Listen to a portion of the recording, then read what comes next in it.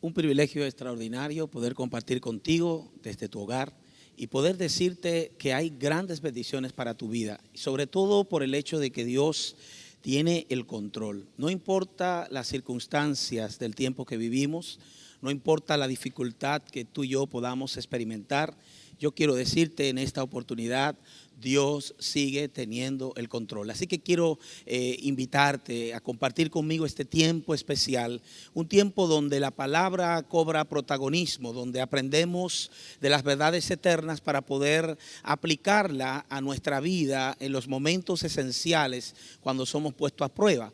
Y eso es la realidad, y por eso muchas veces en momentos de la vida donde somos probados, donde tenemos grandes dificultades, entramos a experimentar crisis. Y la crisis yo no la veo como un obstáculo para la vida, sino más bien como una instrumentación con el propósito de crear un escenario de madurez espiritual.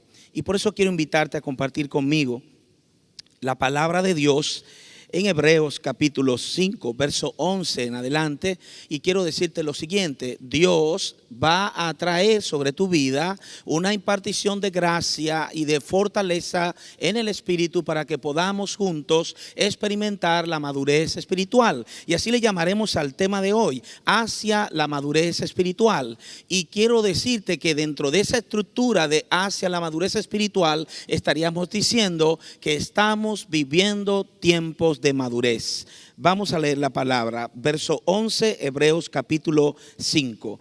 Acerca de esto tenemos mucho que decir y difícil de explicar, por cuanto os habéis hecho tardos para oír, porque debiendo ser ya maestros después de tanto tiempo, tenéis necesidad de que se os vuelva a enseñar cuáles son los primeros rudimentos de la palabra de Dios. Y habéis llegado a ser tales que tenéis necesidad de leche y no de alimento sólido.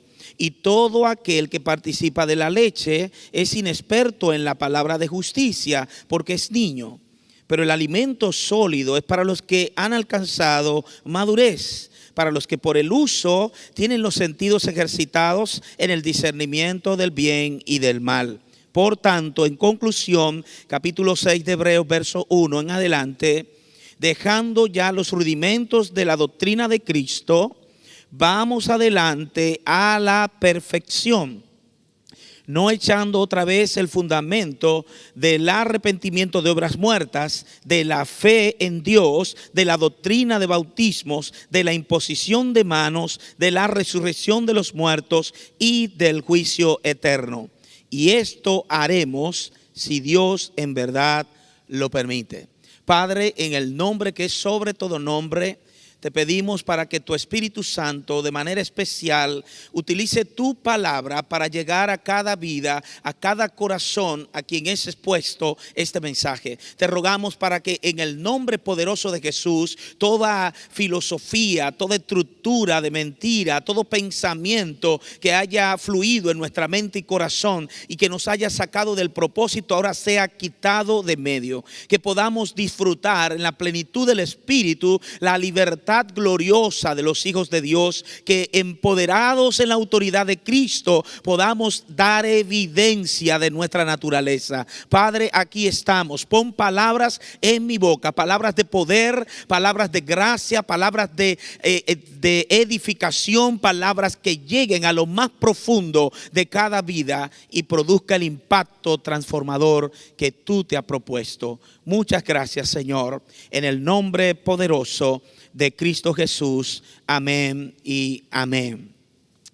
Es impresionante el contexto donde aparece esta porción, que muchas veces nos encontramos con ella y compartimos y memorizamos, pero no nos damos cuenta que hay un contenido poderoso que aparece en los versículos anteriores. Y es el hecho de que está hablando de Cristo y quiere hacer una especificación detallada de lo que Él, como el Cristo viviente, logró a través de la persona que vino a la tierra y se humanizó. En la encarnación de Cristo hubo una obra poderosa, milagrosa y sobrenatural que luego se manifiesta en el propósito del Padre, en la vida del Hijo, quien camina en la tierra, modela en la tierra y al final ejecuta una obra extraordinaria de poder para librarnos a nosotros de nuestra miserable condición. Y eso es lo que dice en el verso 5 de Hebreos capítulo 5. Dice: así tampoco Cristo se glorificó a sí mismo haciéndose sumo sacerdote, sino el que le dijo: tú eres mi hijo, yo te he engendrado hoy. Como también dice en otro lugar: tú eres sacerdote para siempre, según el orden de Melquisedec. Y Cristo, en los días de su carne, ofreciendo ruegos y súplicas con gran clamor y lágrima al que lo podía librar de la muerte, fue oído a causa de su temor reverente. Y aunque era hijo, por lo que padeció, aprendió la obediencia, y habiendo sido perfeccionado, vino a ser autor de eterna salvación para todos los que le obedecen. Y fue declarado por Dios sumo sacerdote según el orden de Melquisedec. Estas expresiones obviamente nos hablan del milagro poderoso que Cristo realizó a través de su propia vida. Y me llama la atención el escenario en que corresponde al hecho de su clamor al Padre. Y dice el texto: y fue oído a causa de su. Y esa expresión aquí está diciendo que su oración para ser librado de la muerte fue escuchada. Ahora, ¿qué es lo que tiene que ver con esto? Bueno, lo que pasa es que si vamos al contexto, cuando Jesucristo toma a los discípulos y caminan al lugar del monte, Él está diciéndole a los discípulos todo lo que tienen que llevar, y en una de ellas Él declara literalmente que buscaran espadas. Entonces, cuando los discípulos le responden: tenemos 2 espadas, es suficiente con ella, y el Señor le dice: con eso basta, caminen. Esas 2 espadas estaban figurativamente representando el encuentro que en un momento Pedro reaccionaría con una de ellas para cortar la oreja de aquella persona que iba a atrapar o a apresar a Jesús. Oye, qué interesante el punto. El punto es que la Biblia dice que en ese momento crucial, cuando ya Judas había hecho su trato y había engañado y vendido, traicionado a Jesús, entonces estos poderosos se acercaban al lugar, y dice el texto bíblico: y querían matarle. Así que esta muerte que posiblemente se refiere el texto es posiblemente a la planificación estratega que tenían estos llenos de maldad, y que iban a Jesús con la intención quizás de matarle. Pero dentro de esto Jesús dice que clamó, y que su clamor fue oído, y que Dios respondió. Y dentro de eso, entonces, quiero decirte lo siguiente: Jesucristo vino al mundo y voluntariamente fue a la cruz del Calvario. Él no fue obligado, Él fue voluntariamente con el propósito de redimirnos a todos nosotros. Su sangre es la evidencia tangible de un sacrificio sin igual que tiene poder sobrenatural para continuar activo durante todo el tiempo de nuestra peregrinación en la tierra, porque el Hijo eterno y persistente está garantizando que nosotros que hemos sido redimidos y aquellos que vienen en el camino son parte de un plan perfecto. Entonces, dentro de esa estructura, el autor nos dice que hay mucho que decir, hay muchas verdades que están contenidas en el acto mismo de la obra salvífica de Cristo, que no solo se limita a un plan de ser a salvo y un plan de decir: ya Él me salvó y voy a estar luchando en la tierra para lograr que esa salvación permanezca. Ese concepto erróneo de creer que en nuestras manos está nuestro destino es totalmente opuesto a las Escrituras y a la perfección de Cristo, que el cual murió y resucitó al tercer día con poder. Y el texto dice entonces: acerca de esto tenemos mucho que decir. Y ciertamente es así. Es difícil de explicar, por cuanto os habéis hecho tardo para oír. Me llama la atención la versión Dios habla hoy, que declara: tenemos mucho que decir sobre este asunto, pero es difícil explicarlo porque ustedes son lentos para aprender. Wow. No sé si esto está describiendo la generación en la cual vivimos, pero la gente es lenta para aprender los conceptos que son correctos y que aportan a su vida. La gente está lento para aprender cuando se trata de los aspectos vinculados a lo eterno, a la palabra de Dios, pero es muy rápido en ser influenciado por las influencias del mundo de tinieblas, por todos estos tipos de ideas humanistas que procuran sacar la idea de que Dios es real para que el hombre crea que por sí mismo logrará su verdadera salvación. Dentro de esta estructura, el texto bíblico nos impacta, porque sí, ciertamente la vida de Cristo y su sacrificio en la cruz es un misterio extraordinario que tendríamos que durar toda la vida para explicar lo que esto consiste. Sin embargo, no terminaríamos de sorprendernos para entender su contenido. El autor quiere decirnos que una de las razones por la que la palabra nos es pesada, la palabra es un poco confusa o podría no ser interpretada adecuadamente, tiene que ver exactamente con nuestra falta de madurez espiritual. Ahora, la falta de madurez espiritual debe de ser explicada en un contexto como el que tenemos. Porque mucha gente atribuye que la madurez espiritual es el resultado de tener muchos años en el evangelio. Hay personas que piensan que la madurez espiritual es producto de que nació en un hogar donde sus padres eran cristianos, quizás sus abuelos también, y por ende entonces yo tengo que ser maduro porque desde muy pequeño solo oía la palabra de Dios. Pero el autor nos quiere decir que hay una manera en la cual la madurez espiritual vendrá a ser como el resultado de una condición donde somos puestos a prueba por ella, donde discernimos lo profundo de la palabra y nuestro espíritu, lleno, impactado de esa palabra, comienza a manifestar cambios transformacionales en nuestra mente y en nuestro corazón. Observe cómo el autor lo declara: hemos sido hechos tardos para oír. Esto me conecta mucho con la expresión de Santiago, donde nos dice que nosotros debemos de ser personas cautelosas en el proceso de comunicación. En la cautela de la comunicación no consiste en hablar, consiste en escuchar. Así que yo voy a hablar, pero voy a hablar de las cosas precisas que conciernen a la vida y a la piedad conforme a la palabra. Pero no voy a expresar todo lo que yo entiendo que puedo saber sobre una verdad, sino que debo de impartirla en la medida en la cual aquellos la pueden recibir. En la impartición del Espíritu, que es más que todo el contenido de Dios mismo en nosotros, es que nos impulsa para poder encontrar la riqueza que la palabra contiene. Y esta palabra, como vista como un alimento espiritual y reflejada como una figura en el sentido de madurez, nos está hablando de frutos. ¿Sabe? Yo quiero decirte algo. Vivimos en un tiempo donde el trigo y la cizaña han llegado a su punto culminante. Eso quiere decir que estamos viviendo momentos estratégicos en la tierra donde se sabrá quién es quién. En otras palabras, yo sabré si yo realmente soy un hijo de Dios, si lo que me gobierna es una naturaleza impregnada del poder del Espíritu.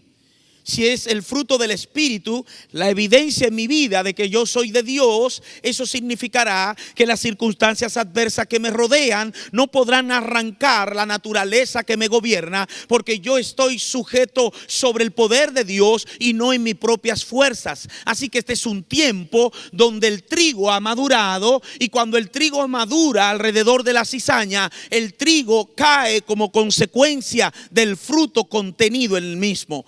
Pero la cizaña, la cual es hueca en sí misma, vacía porque no tiene fructificación, entonces queda erguida, símbolo del orgullo de alguien que realmente no conoce a Dios, aunque pretende haberlo conocido.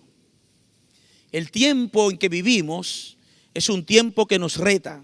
Y es un tiempo que nos insta a descubrir la verdadera realidad de la madurez espiritual. Y vea conmigo el verso 12 de este capítulo 5 de Hebreos. Dice el verso 12: porque debiendo ser ya maestros, después de tanto tiempo, tenéis necesidad de que se os vuelva a enseñar cuáles son los primeros rudimentos de la palabra de Dios. Y habéis llegado a ser tales en este sentido que tenéis necesidad de leche y no de alimento sólido. Ok, yo quiero decir, ¿cómo podemos leerlo y expresarlo de otra forma?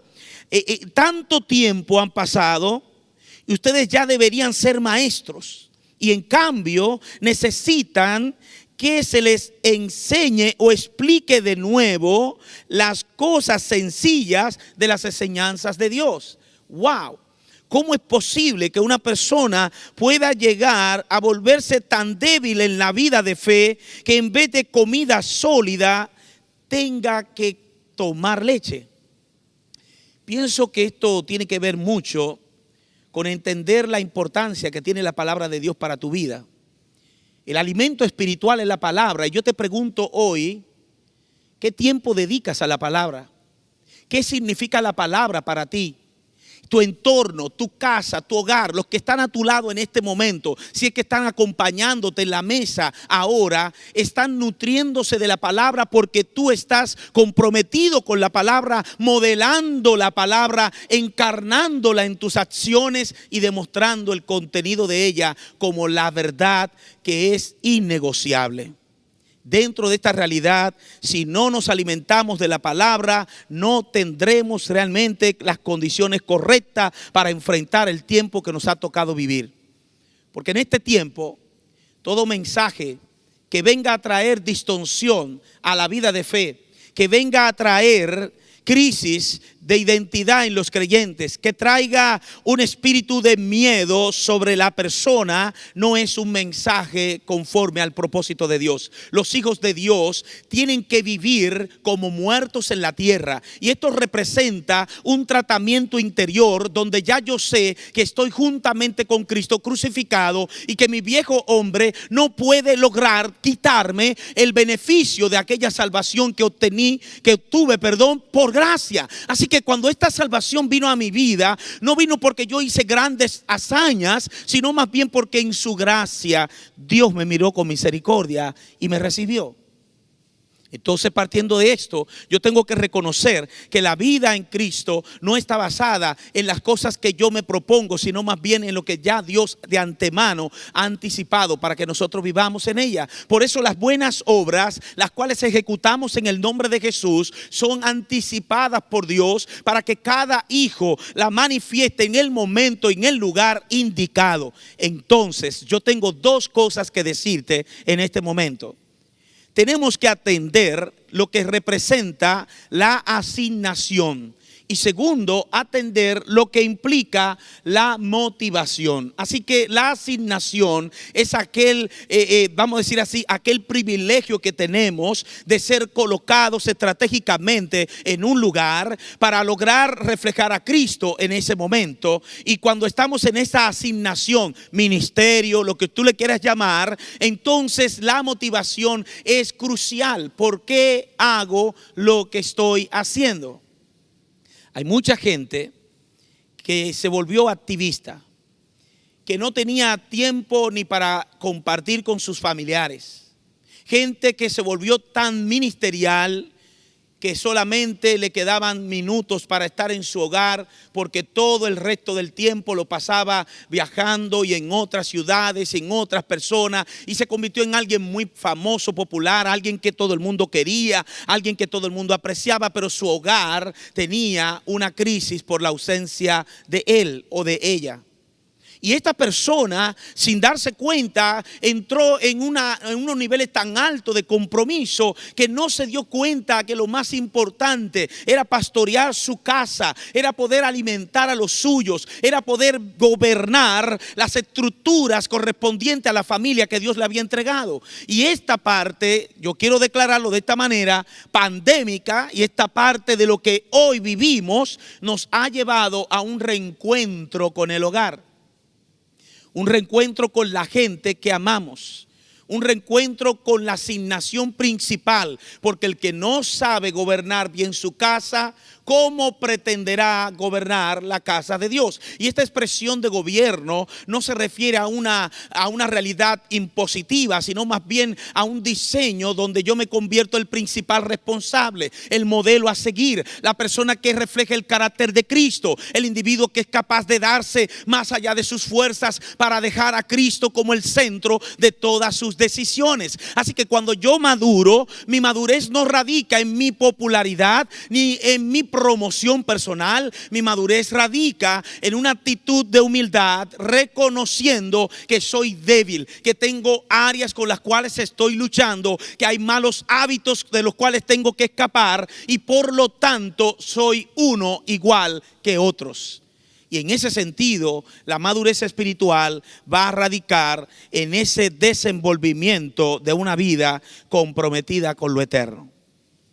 El autor nos sigue añadiendo de que volver a los rudimentos representará un descuido en tu calidad de vida y en mi compromiso con el Señor. En otras palabras, si yo tengo que volver a los rudimentos, significa que tengo que volver al ABC de la vida de fe. Y eso representará entonces volver a revisar mi propio concepto de fe, revisando los aspectos tan fundamentales como saber que Dios es uno, que Dios es real, que Dios existe y que Dios es único, que no hay otro Dios fuera de Dios. Ahí partimos de este punto, entender que Jesucristo es el Hijo eterno y persistente que fue encarnado y que en la forma de Jesús, el humano, fue y logró hacer la victoria más extraordinaria, representar a todos nosotros, la humanidad, ir a la cruz del Calvario, saciar las demandas de justicia del Dios Padre y luego entonces resucitar con poder para destruir todo aquello que nos había destruido. Y me llama mucho la atención esta expresión que dice: nadie me quitó la vida, yo la pongo y la vuelvo a tomar. En otras palabras, Jesucristo nos muestra con su vida que Él tiene el poder para garantizarnos todo lo que ha prometido. Y el texto nos sigue diciendo: y todo aquel que participa de la leche, ¿sabe lo que es? Es un inexperto. Aquí la expresión se traduce como un niño de pecho. Es un inexperto en la palabra de justicia, y ahora añade porque es niño. Y esta palabra niño no se refiere al niño que corretea en la casa. No está hablando del niño inquieto que se pone a decir que no a todo. No está hablando del niño que de repente te dice que quiere hacer algo o que quiere comer esto o que necesita que tú hagas algo por él. Aquí se está refiriendo a un bebé, literalmente. ¿Sabe qué? Un bebé solamente por el olor de su madre activa los mecanismos de esperanza de que va a alimentarse. Un bebé no tiene manera de cómo llegar a menos que le pongan el pecho frente a él. Este bebé es incapaz de protegerse. Este bebé es vulnerable a todo su entorno. Este es el bebé que se traduce acá como niño que requiere leche. Wow. Entonces yo digo, ¿y cómo es que hemos crecido? ¿Hasta dónde yo he crecido? ¿Hasta dónde yo he madurado en la vida de fe? Siempre he dicho que me convertí en el año 1986, un día 3 de junio, y me pongo a pensar con los años de trayectoria. Comencé a pastorear muy temprano, ya en los 90, yo estaba pastoreando en el 90 en adelante, antes del 90, y me pongo a pensar en esta situación y digo, ¿cómo yo me vería en el mundo espiritual? En el mundo físico, material, tengo más de 50 años y eso significa que de repente, ¿verdad? Yo soy un adulto que ya tiene canas, ok, y la gente dice, mira, tiene la cara de guardia, de militar, ok, pero el corazón realmente es como un bebé todavía. Ahora yo te quiero decir que en lo espiritual, ¿sabe qué edad yo tengo? De 8 a 10 años, yo no paso de ahí. En el sentido espiritual tiene que verte como uno que ni siquiera ha entrado a la adolescencia. Todavía me faltan las luchas, las sacudidas de la adolescencia espiritual. Así que como un niño de 8 a 10 años me considero en la fe, porque ¿cómo yo puedo determinar mi madurez espiritual? Mi madurez espiritual está ligada al propósito de mi llamado. Mi madurez espiritual está ligada a asumir el reto de ser obediente a la palabra. Todo lo que he aprendido en la palabra no es para ponerlo en mi mente, sino para llevarlo a mi corazón y ponerlo por obra. Por lo tanto, si yo evalúo lo que conozco de la palabra y entonces lo que vivo de ella, entonces voy a tener 8 o 7 años, cuidadito, ¿verdad? Con mucho cuidado, porque realmente me voy a comportar como alguien que está en un proceso de crecimiento. Y eso es lo que pasa con nosotros, que queremos ser más maduros de la cuenta. Y sepa usted que los frutos son la representación correcta de la madurez. Y a mí me encanta hablar del aguacate por el proceso que tiene. Así que si te consideras maduro, tienes que cuidarte de que la madurez no llegue muy profunda, porque si maduras demasiado y estás en la mata, probablemente como el aguacate caerás y no quedará nada de ti.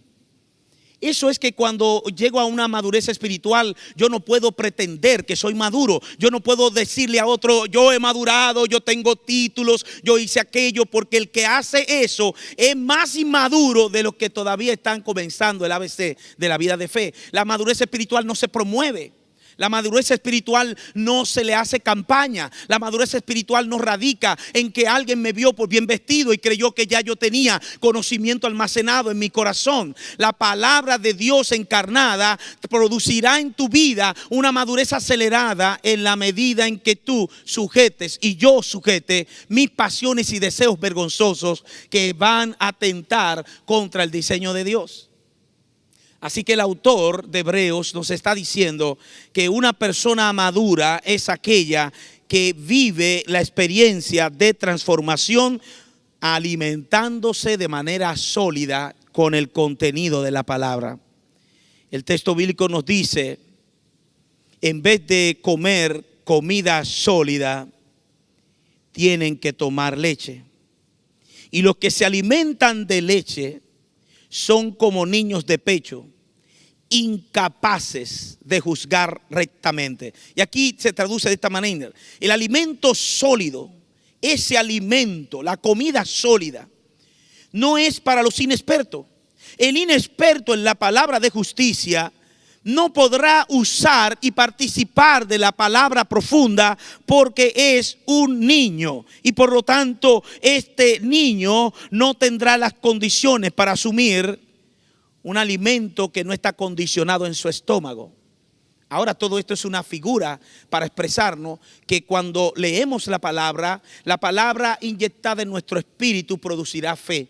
La fe viene por el oír y el oír por la palabra de Dios. Cuando yo escucho la palabra y yo estoy hambriento de creer esa palabra, entonces esta palabra acompañada de fe producirá un efecto poderoso que fortalecerá mi espíritu. Observa lo siguiente: el texto bíblico declara que la nación de Israel no fue bendecida al escuchar la palabra porque no fue acompañada con fe. Así que oír la palabra, colocártela en un vestuario y hacer alarde del conocimiento de los textos bíblicos que tú tienes, todas esas cosas que tú crees que te pueden ayudar a hacer o que te hacen entender que tú dominas, todas esas cosas no tienen valor, porque esta palabra no es para tenerla en esa condición. La palabra tiene que entrar a tu corazón y desde tu corazón producir un impacto en la medida en que la digerimos. Esto es, el mundo pasa y sus deseos, mas el que hace la voluntad de Dios permanece para siempre. Y el texto bíblico nos dice que la comida sólida es para los adultos, para los que ya saben juzgar, estos que tienen el uso de los sentidos y el uso de la palabra en su ejercicio diario. Porque están acostumbrados a distinguir entre lo bueno y lo malo. Y me gusta mucho la versión Reina Valera aquí porque usa un pequeño término que encapsula un secreto. El versículo dice, para los que por el uso, esta es la palabra clave, por el uso, aquí el uso representa a una persona que intencionalmente toma la palabra y su intención es ponerla por obra. El uso aquí no tiene que ver con abrirla en el Salmo 91. El uso no tiene que ver con poner radios para que suene todos los días la palabra. El uso tiene que ver con una intencionalidad de ponerme yo en el lugar de la palabra para poder exhibirla y vivirla de acuerdo a como ella me está sugiriendo. La palabra de Dios viene a mí para impactar mi mentalidad y con ello transformar mi manera de vivir. Por eso el texto dice que el uso de esta palabra producirá los sentidos ejercitados para discernir lo que es bueno y lo que es malo. Y eso me conecta con un texto bíblico que me dice que debo someter todo pensamiento a la obediencia de Cristo. ¿Cómo yo puedo someter todo pensamiento a la obediencia de Cristo? ¿Cómo puedo hacer posible que estos pensamientos que llegan a mi mente, que me invaden muchas veces, tú eres un fracasado, tú no sirves, fallaste de nuevo, pecaste otra vez, esos pensamientos que llegan a mi vida y que me impactan negativamente, ¿cómo yo puedo salir de ellos? Ok, tengo que entender que cada pensamiento que llega a mi mente tiene que ser filtrado por el poder del Espíritu. Tiene que ser sujeto a la mente de Cristo, activa y corporativa en el cuerpo de Cristo, para garantizar que tengamos una cosmovisión cristocéntrica. Quiere decir, una interpretación de la vida, del mundo, conforme a Cristo. Y por eso es tan importante que usted y yo asumamos el reto de volver a la palabra. No me gusta cuando las personas le dicen a los demás que no hagan procesos de formación, porque entienden que el proceso de formación le puede dar algunas cosas que no sean buenas. Ciertamente la vida, de hecho, no nos da cosas buenas, a menos que Dios esté interviniendo en ello. Por lo tanto, yo no puedo decirte a ti en esta posición que estoy, que ya he estudiado varias carreras, que me he tenido que someter a procesos de estudio de la palabra a otros niveles, que después que llegué a lo más que yo creí, me di cuenta que no sabía nada. No te puedo decir a ti que no vayas a hacer un proceso de estudio, porque entonces estarías robándote la oportunidad de ser al final alguien producto de un proceso de transformación, producto de una reflexión constante, producto de entender que estuvo equivocado en un momento. ¿Y por qué se dio cuenta? Porque al final tuvo la destreza de poder interpretar las escrituras correctamente. No puedo robarte esa oportunidad. No puedo decirte que solo me escuche a mí o que solo yo tengo esa palabra para ti. Si hago esto, soy reo de muerte. Yo tengo que poner mi mirada en Cristo y afianzarme en la palabra y buscar esa verdad, y el contenido de la misma producirá el hijo maduro. Esto es un proceso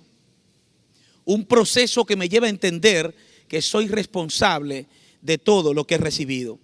Y hoy, más que nunca, quiero decirte que Dios tiene propósito contigo, que su palabra en tu vida producirá el impacto de madurez que Él se ha propuesto para ti. No importa lo que esté atravesando, no importa las dificultades que tenga, hoy es el momento de venir al Señor y decirle: Señor, estoy aquí, haz los cambios que tú quieras conmigo. Yo quiero reflejar a Cristo en mi manera de pensar, en mi manera de hablar y en mi forma de vivir. Hoy decido, juntamente con Cristo, vivir la vida de fe. Este es el tiempo en el que tú y yo nos conformamos a ese hijo que Dios quiere que seamos. Vamos a orar en este momento. Padre, en el nombre que es sobre todo nombre, presentamos nuestras vidas delante de ti.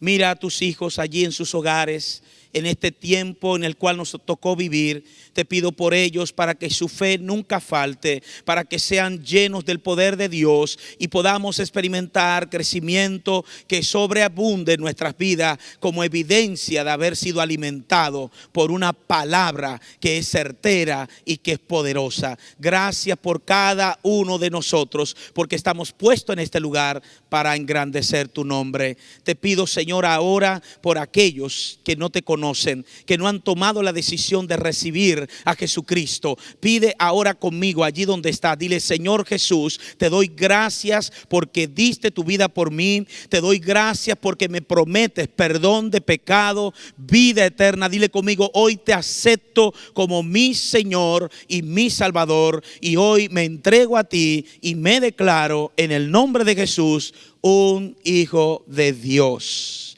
Qué bendición. Muchas gracias por tu tiempo y quiero decirte que esta palabra no regresará vacía. Dios te bendiga.